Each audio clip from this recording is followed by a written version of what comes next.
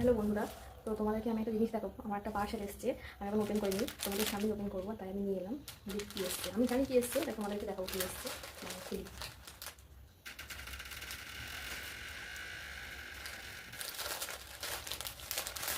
খুবই দেখি কী এসছে। আমি জানি কী এসছে, তোমরা দেখো কী এসছে।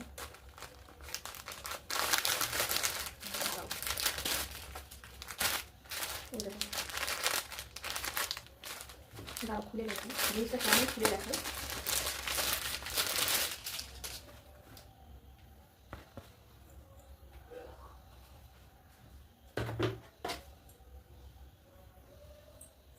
ফুল হাতা গেঞ্জি, হাইনেক।